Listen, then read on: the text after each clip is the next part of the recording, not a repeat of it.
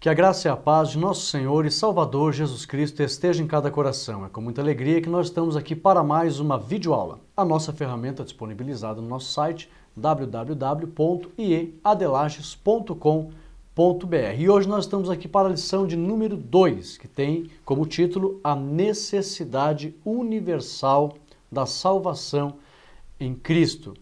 Quando o tema diz necessidade, é porque, infelizmente, toda a humanidade está debaixo da condenação. Então, é uma necessidade buscar a salvação. Mas Deus é misericordioso e oferece todos os recursos necessários em Cristo para a salvação. E esses recursos eu falo de perdão, justificação, regeneração, santificação, tudo pela pessoa do Senhor Jesus e a ação do Espírito Santo, um projeto todo projetado, todo elaborado pela misericórdia do Senhor Deus. Tem até um hino que diz que o Pai elaborou, o Filho executou e o Espírito Santo é o ajudador. O homem não tem mérito nisso. A única posição em relação ao homem ter parte na salvação é ele aceitar ser salvo por Cristo. Se dependesse de Deus, toda a humanidade estava salva. Mas o ser humano tem livre-arbítrio e precisa querer aceitar a salvação do Senhor que Ele mesmo oferece. Então é uma necessidade devido à humanidade estar debaixo da condenação que o pecado trouxe. Nós vamos ver aqui aspectos em relação a essa necessidade. O textuário nos diz, em Romanos 3:10, como está escrito, não há um justo, nenhum sequer. E aqui a verdade prática, o pecado manchou toda a raça humana e somente o sangue de Cristo é suficiente para purificá-la. Nós temos aqui o objetivo geral, mostrar que o pecado manchou toda a raça humana. Por isso, todos necessitam de salvação. Nós temos aqui 3 partes de estudo desta lição. Não é uma lição muito extensa. A primeira parte diz a necessidade da salvação dos gentios. A segunda parte, a necessidade da salvação dos judeus. E a terceira parte, a necessidade da salvação da humanidade. Todas as partes falam de uma necessidade. Então isso significa que o ser humano precisa de salvação e aceitar esta salvação oferecida pelo Senhor Deus. Na minha introdução aqui, eu elaborei da seguinte forma. Veremos que o pecado afetou toda a raça humana. Por isso, todos precisam de salvação. Eu costumo dizer aos alunos da escola teológica que não foi um indivíduo apenas que pecou, no caso Eva ou Adão, mas foi a raça humana. Não é uma questão de o indivíduo, o fulano ou o ciclano, eles pecaram, o que eu tenho a ver com isso? Não. A raça humana pecou e o pecado passou para todos. É claro que o julgamento final será individual, mas a condenação veio para a raça humana e todos pecam. E isso está dentro de cada ser humano. O pecado está ali, dentro de cada ser humano. Nós temos aqui a nossa primeira parte que diz assim, a necessidade da salvação dos gentios. Nós vamos ver aqui que tanto os gentios como os judeus precisam de salvação. Deus não faz acepção de privilegiar A ou B, Deus exige a obediência de todos. Nós vamos ver aqui o apóstolo Paulo, ele entra numa sequência de orientação explicando que os gentios precisam sim de salvação, mas os judeus também. E ele até leva aqui, ele traz à tona uma grande verdade, que os judeus estavam muito confiados na lei, muito confiados que eram descendentes de Abraão, mas essa confiança toda, sem a devida obediência, com a pureza que Deus requer, não vai justificar ninguém, principalmente os judeus. E pelo contrário, pelo fato dos judeus conhecerem a vontade de Deus e não obedecer da maneira como Deus requer, dentro da sua justiça, a condenação será maior para eles. Porque conhecer e não obedecer, a Bíblia diz que trará mais duro juízo. Então o apóstolo Paulo tenta mostrar que precisa estar de acordo com a justiça de Deus, evitando andar nos prazeres da carne. O apóstolo Paulo mesmo levanta aqui aspectos das carnalidades, dos pecados, dos homens, a idolatria, infelizmente adorando mais a criatura do que o Criador, andando em cegueira espiritual, de acordo com os seus desejos. O apóstolo Paulo levanta aqui, faz uma lista negra. Você vai ver no capítulo 2, capítulo 3, o apóstolo Paulo faz essas menções. Então nós vamos ver aqui o apóstolo Paulo dizendo que as pessoas, tanto judeus como gentios, precisam estar de acordo com a perfeita vontade de Deus para que a salvação esteja sobre todos.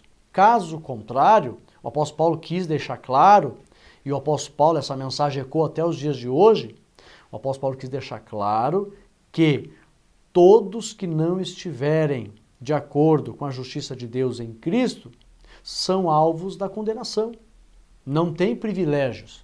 É isso que o apóstolo Paulo quis deixar bem claro, e nós vamos aqui se aprofundar na lição de hoje. Por exemplo, a primeira parte, a necessidade da salvação dos gentios. Primeiro tópico, a rejeição. Ponto de destaque. Qual é o ponto de destaque desse primeiro tópico? Devido ao pecado e à cegueira espiritual,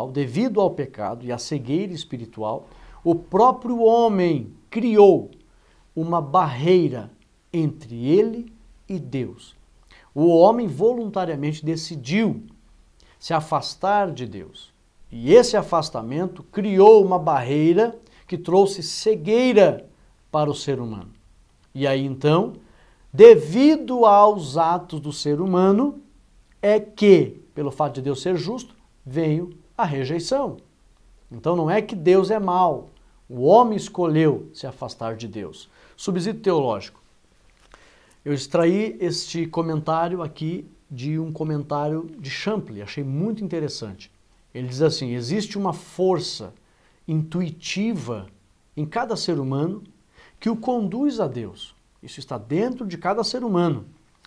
Mas eles, os seres humanos, repeliram essa força voluntariamente. Dentro de cada ser humano, naturalmente, há um anelo na sua consciência em buscar a Deus. É por isso que o escritor, o apóstolo Paulo, falando acerca da espada do Espírito, dizendo que, até na verdade não se sabe se foi Paulo, né? Mas o escritor aos Hebreus, alguns acreditam que foi Paulo, o escritor aos Hebreus diz que a espada do Espírito ela é apta para penetrar até a divisão da alma e do Espírito e faz com que a pessoa possa discernir os pensamentos e a intenção do coração. A intenção do coração. O coração diz respeito à consciência do homem. A intenção da consciência do homem, desde quando ele nasce, é servir a Deus. A intenção é servir a Deus. Está dentro de cada ser humano. Muitas pessoas, elas, infelizmente, devido à influência do meio em que ela cresce, isso aqui até a própria psicologia fala, que o caráter da pessoa ele é formado por 3 envolvimento, onde ela se cria, o meio, a influência, a forma como ela se cria, e o meio faz com que os pensamentos, a alma, sufoque a intenção do espírito. Quando a palavra de Deus penetra ali, a pessoa discerne que os seus pensamentos são pecaminosos e compreende a intenção do coração, que sempre foi servir a Deus. Aí há uma junção entre a alma e o espírito, e o ser humano consegue então deixar o Espírito de Deus levá-lo à presença de Cristo, pelo poder da palavra. Mas dentro de cada um já tem esse anelo de servir a Deus e fazer as coisas corretas. Quando vocês verem, muitas vezes foi lançado na mídia, até em desenho animado, certos personagens que queriam fazer alguma coisa e tomar alguma atitude, aparecia um anjo do lado dizendo não faça. E do outro lado aparecia uma figura de um diabo dizendo faça. Isso ali é estudo psicológico. A própria psicologia trouxe que há essa intriga dentro do ser humano. Uma voz que diz não faça, outra voz que diz faça. E essa voz que diz não faça é a consciência do ser humano que faz com que ele, desde pequeno, queira fazer a vontade de Deus. Porque o espírito do homem veio de Deus. Por isso que Deus amou o mundo de tal maneira, não querendo que ninguém se perca. Porque o espírito do homem veio de Deus. É por isso que as pessoas sentem saudade do céu. Nosso espírito veio de lá. E a consciência diz respeito ao espírito do homem, que diz a ele constantemente para que agrade a Deus. E aí então o meio sufoca, os pensamentos pecaminosos sufocam isso e os homens se afastam de Deus.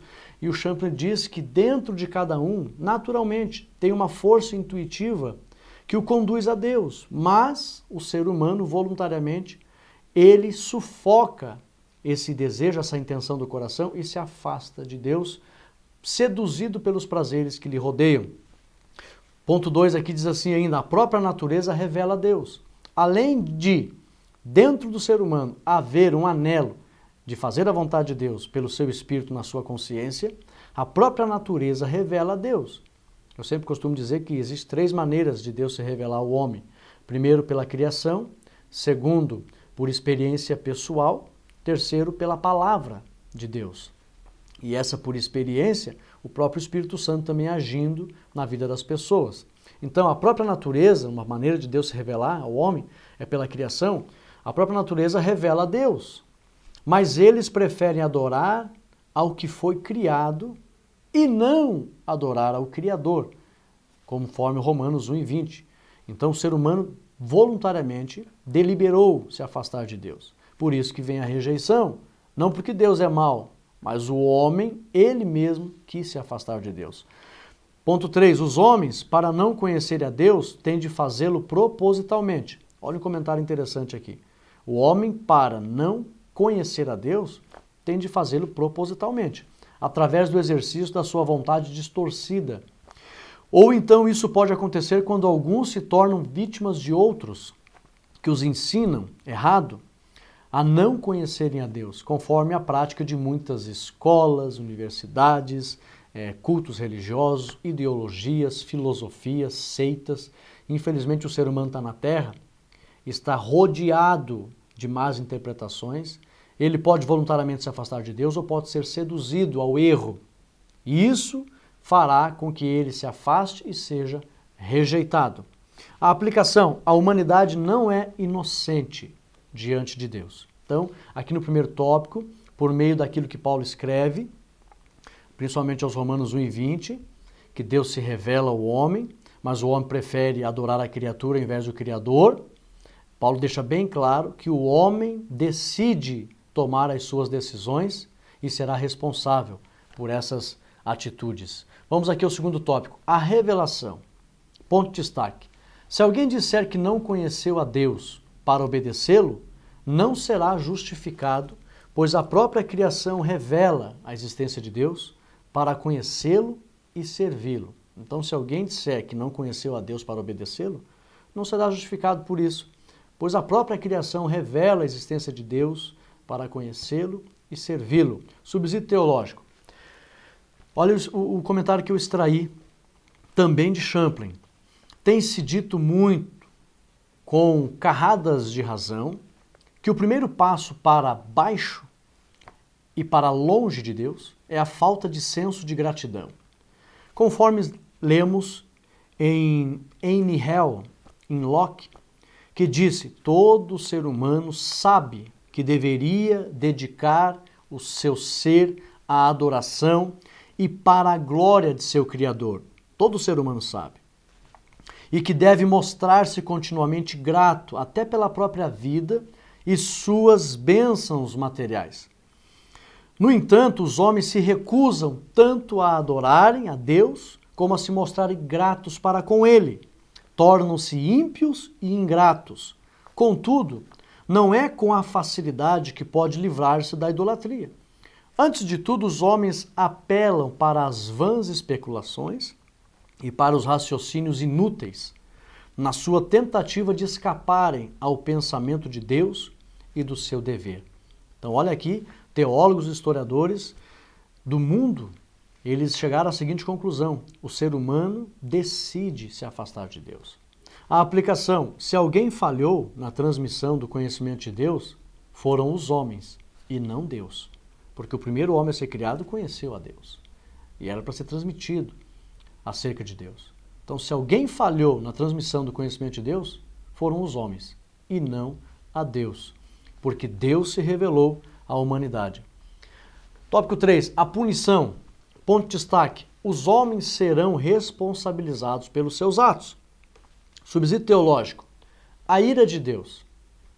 A ira de Deus não indica alguma forma de emoção humana que perturbe o equilíbrio emocional das pessoas e as torne desejosas de ferir as outras, em forma de ações maldosamente planejadas, conforme a ira humana geralmente obriga as suas vítimas a fazer. A ira de Deus não é isso.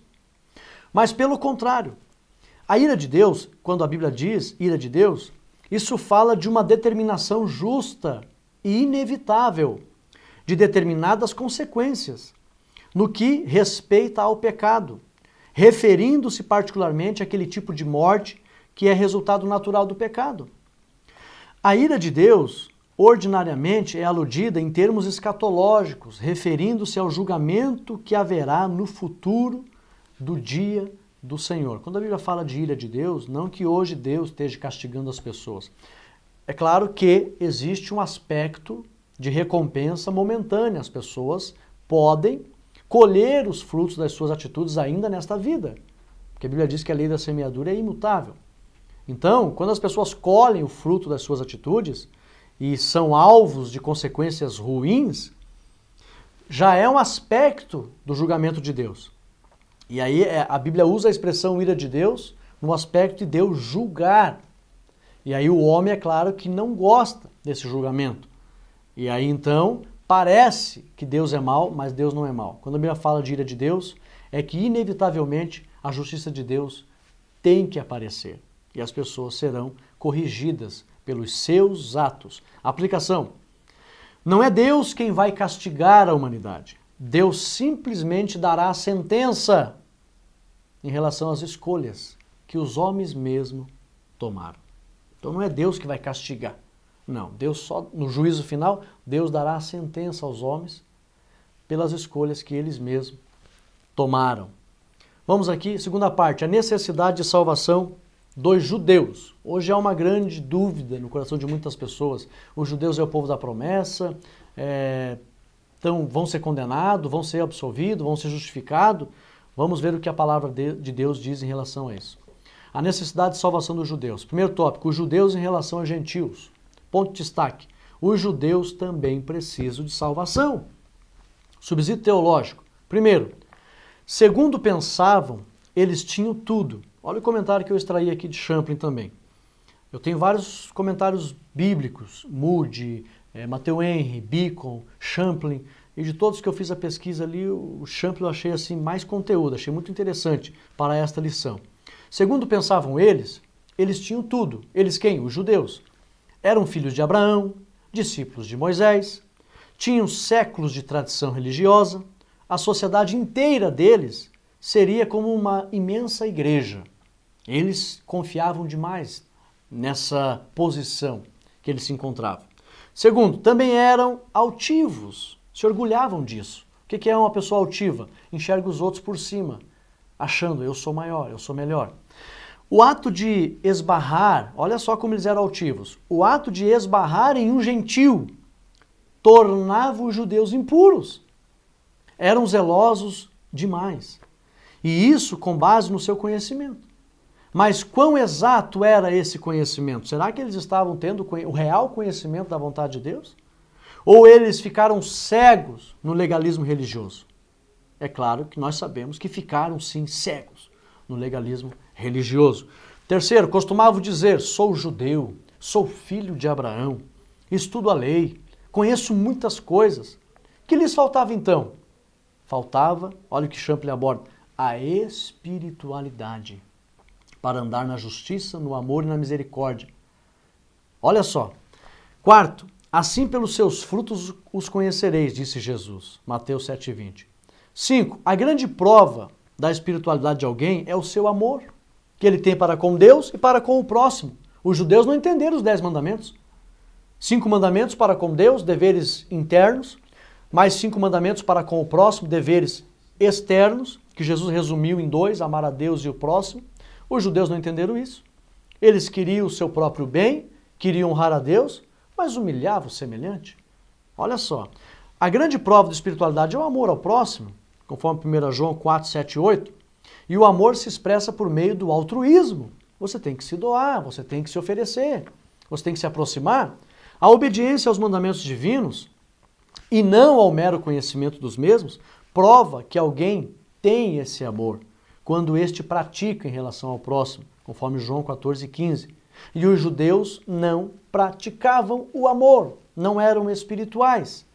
E aí serviam a Deus de boca. Como Jesus disse, vocês são sepulcros caiados, por fora bonitos, por dentro apodrecido. Então, a aplicação, a justiça de Deus não faz acepção. O fato de serem descendentes de Abraão não vai justificar os judeus, se esses não estiverem andando em obediência correta diante de Deus. Vamos para frente? Tópico 2. Os judeus em relação à lei. Ponto de destaque.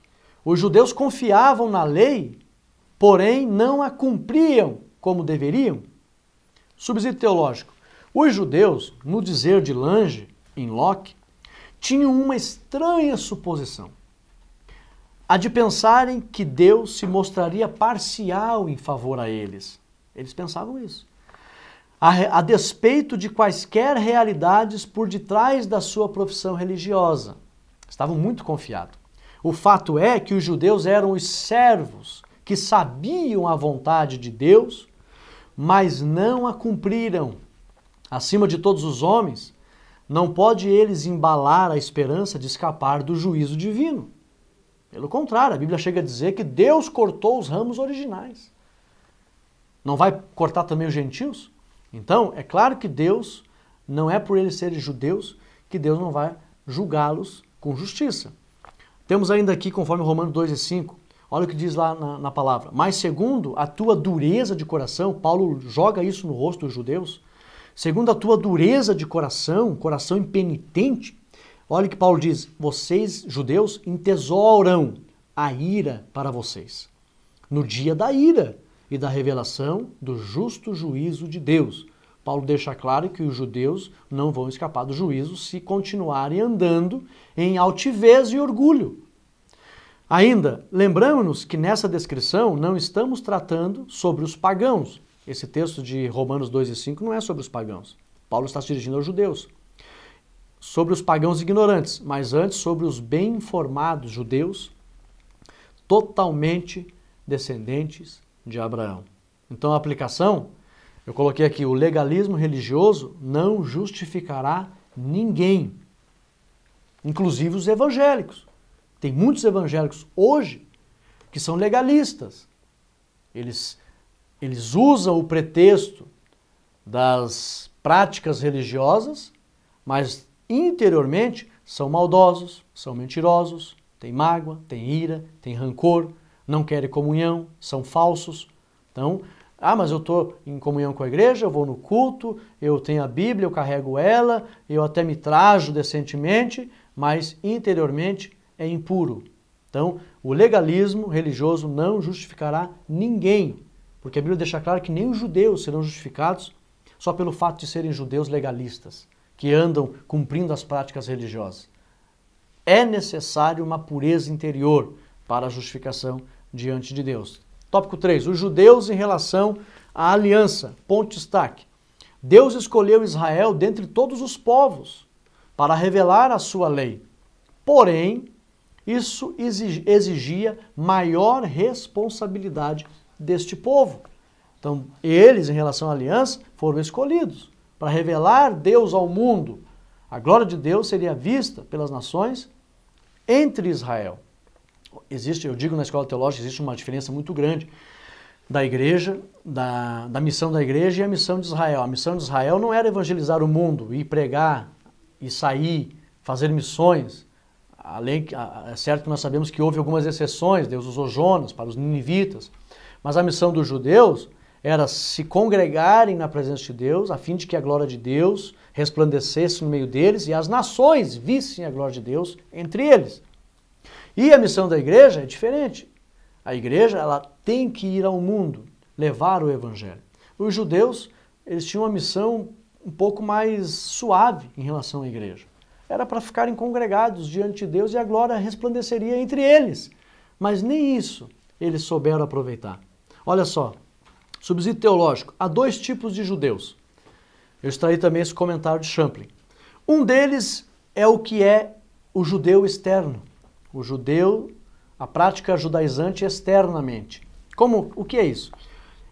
Esse tipo de judeu ouve a lei de Moisés e tenta obedecê-la. E naturalmente tem o sinal da circuncisão. Nada disso, porém, fez grande coisa para transformar-lhe a alma. Sente-se orgulhoso de suas realizações religiosas, mas suas obras, na verdade, o condenam, porquanto age como se fora pagão. De fato, a lei o iludiu, conforme Romanos 7:11. Então tem o judeu exterior, aquele que quer o sepulcro caiado, conforme disse Jesus. Mas tem o outro tipo de judeu, que é o judeu interior. Que tipo de judeu é esse? Olha só, esse não tenta merecer a sua salvação. E talvez seja até gentio de raça, e não traz em si o sinal da circuncisão física. Porém, em sua alma, ele observa com temor a vontade de Deus e a pratica com pureza. Mas Cristo transformou a sua vida. Por isso que ele é um judeu interior, circuncidado, como disse a Bíblia, no coração. Trata-se de um autêntico seguidor de Moisés, porque conhece e segue a Cristo, aquele acerca de quem Moisés escreveu, simbolizado pelo próprio Moisés. Moisés cria em Jesus.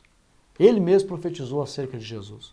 E o judeu interior é discípulo mesmo do Senhor Jesus com pureza. E também segue os exemplos que Moisés deu. Moisés seguia a Cristo com obediência. E apenas um ato de desobediência em relação a Cristo, ele não entrou na terra prometida. Mas Moisés foi absolvido por Deus ao ponto de aparecer no Monte da Transfiguração. Aplicação: Deus estendeu a salvação para todos sem acepção, porém requer de todos a mesma obediência. Deus estendeu salvação para os gentios, estendeu salvação para os judeus, mas ele requer a mesma obediência, tanto dos gentios como dos judeus. Não é porque os judeus são descendentes de Abraão, o próprio Senhor Jesus, vocês estão muito confiados. Deus pode suscitar discípulos dessas pedras. Não recordo agora se foi exatamente Jesus que falou isso, mas eles estavam muito confiados. E não pense, se não me engano foi Pedro, depois eu vou tirar aqui. Pedro, ele disse assim, não pense, porque vocês são discípulos de Abraão, filhos de Abraão, que vocês vão ficar aí achando que não serão julgados. A questão é, não vem ao caso de quem falou ou não, a questão é que os judeus não serão justificados só por serem descendentes de Abraão. Então fica bem claro aqui, os judeus em relação à aliança. Deus abriu a salvação para eles, com certeza, para o mundo todo, mas eles precisam estar enquadrados na perfeita vontade de Deus. Terceira parte, a necessidade de salvação da humanidade. Primeiro tópico, a universalidade e o jugo do pecado. Ponto de destaque. Agora, na época da graça, todos os povos da terra, inclusive os judeus, que não estiverem em Cristo, estão debaixo do poder condenatório do pecado. Se alguém perguntar para você, e os judeus hoje? O judeu que morre hoje, se um judeu hoje morrer sem estar na obediência a Cristo, ele não será absolvido. Ele vai para o abismo, ele vai para o inferno. Precisa estar em Cristo para ser absolvido, para ser justificado. Subsídio teológico, os judeus, embora aparentemente melhores, na realidade, estavam em pior situação. Principalmente quando Paulo escreve isso, pois se confrontavam com o juízo mais severo do que aquele aplicado aos gentios, porquanto possuíam mais luz do que os gentios. A lei havia enganado aos judeus. Não que a lei enganou eles, mas eles confiaram demais na lei e erraram no cumprimento da lei, conforme Romanos 7:11. E tinham sido levados a pensar que a lei lhes oferecia a vida. Foi uma triste ilusão. A lei serviu de guia, de aio. Aio era um escravo que conduzia, a Bíblia diz que a lei serviu de aio. Aio era um escravo que conduzia os filhos dos senhores até o aprendizado, para aprender várias culturas, vários ensinamentos. E a Bíblia diz que a lei serviu de aio, pegou o povo e conduziu até Cristo. E os judeus interpretaram que a lei salvava. E não, quem salva é Cristo. A condição do homem é absolutamente desesperadora quando ele está sem Cristo. Judeus e gentios, esse comentário aqui eu extraí também de Champlin, judeus e gentios igualmente precisam prostrar-se diante de Deus, diante da missão salvadora de Cristo, porquanto, de outra maneira, não há qualquer esperança, mesmo para os judeus, conforme Efésios 2:12. O argumento de Paulo fora extremamente severo, porém, Paulo não retirou dos homens a esperança. Paulo está sendo severo nas suas colocações, mas não está dizendo que não tem salvação para eles. Não. Há salvação para os judeus e para os gentios em Cristo.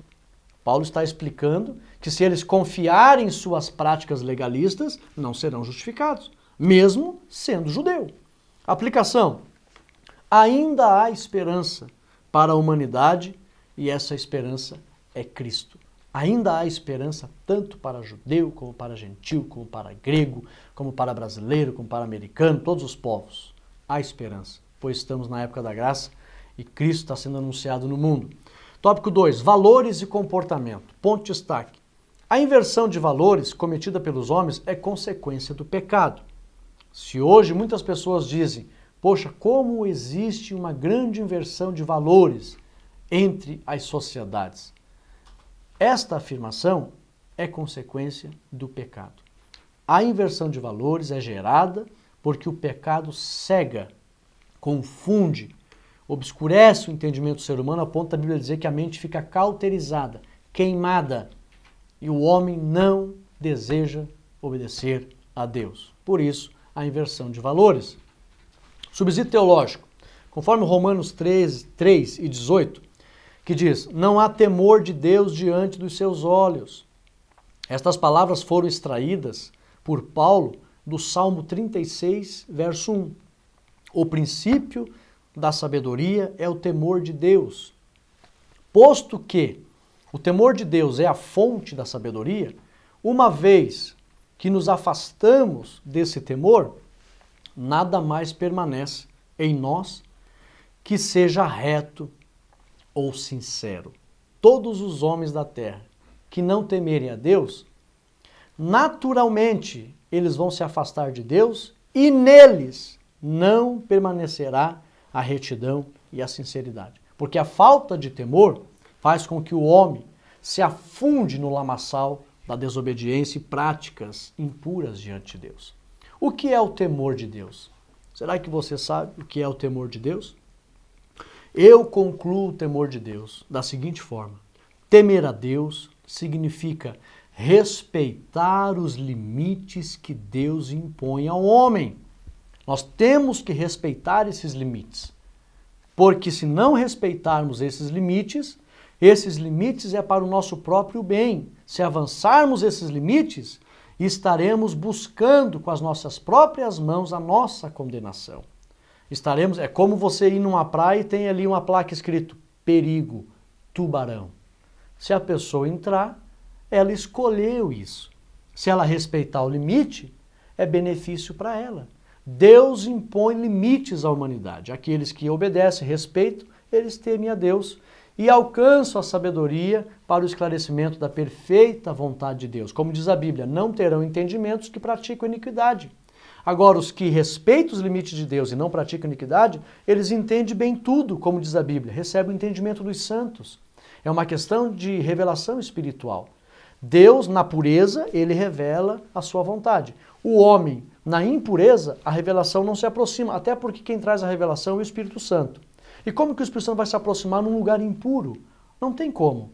Então o Espírito Santo não se aproximando, não vem a revelação e o homem continua na impureza. Agora, se temer e respeitar os limites de Deus, o homem vai escolher andar na obediência, estará puro, sem o prazer pelo pecado, o Espírito Santo facilmente se aproxima e traz a revelação para o seu coração e ele passa a sentir prazer em respeitar os limites de Deus, como diz a Bíblia que o prazer do Senhor Jesus era se desviar do mal. Visto que hoje o prazer para muita gente é festa, é carnaval, é uma série de coisas, a Bíblia diz que o prazer de Jesus era desviar-se do mal.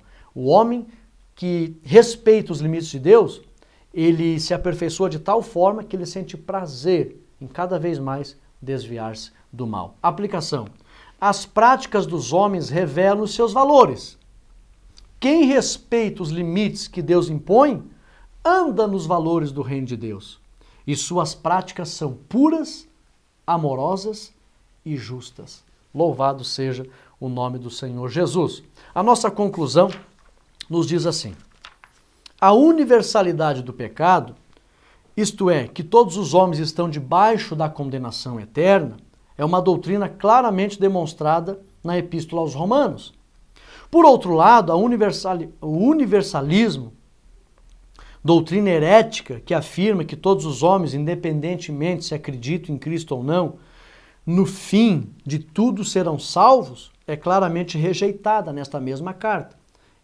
A salvação universal, aliás, o perdão universal, como tem até alguns cristãos que pregam isso, que dizem que a morte na cruz do Calvário trouxe o perdão universal, trazendo salvação para toda a humanidade, de maneira que esta está segura, garantida, não importa as práticas que os homens cometam, isso é uma heresia, isso é uma mentira. Então, a conclusão vem dizendo, o universalismo, doutrina herética que afirma que todos os homens, independentemente se acreditam em Cristo ou não, no fim de tudo serão salvos, é claramente rejeitada nesta epístola.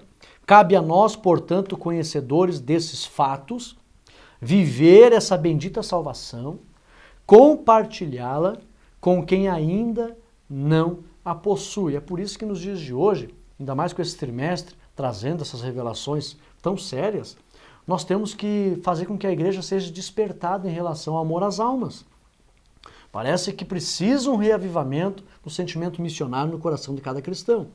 Nós estamos vendo as pessoas que não têm salvação, não conhecem a Cristo, não obedecem ao Evangelho e parece que estamos indiferentes. Não podemos ficar indiferentes.